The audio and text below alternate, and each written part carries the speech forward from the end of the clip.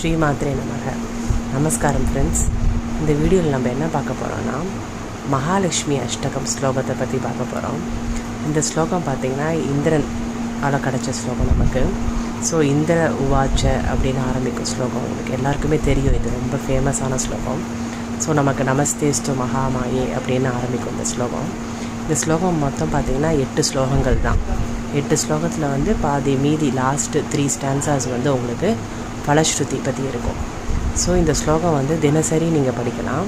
அப்படி இல்லைன்னா கூட எவ்ரி ஃப்ரைடே அண்டு டியூஸ்டே படிக்கலாம். ஸோ உங்களுக்கே தெரியும், மகாலட்சுமி சுக்கிரனோட அம்சம்.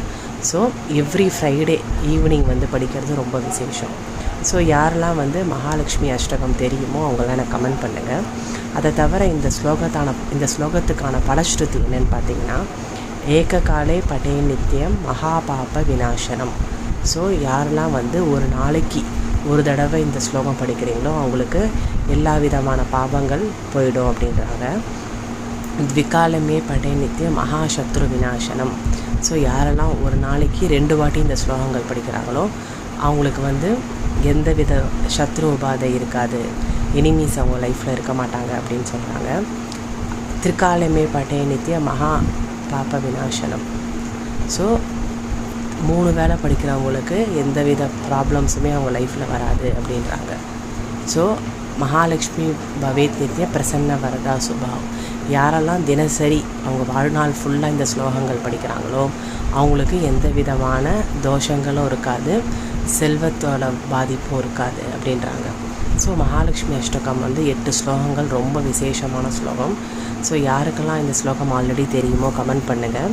அதே மாதிரி யாரெல்லாம் இந்த ஸ்லோகம் டெய்லி படிக்கிறீங்களோ அவங்களும் கமெண்ட்டில் சொல்லுங்கள் உங்களோட எக்ஸ்பீரியன்ஸ் எப்படி இருக்குன்னு.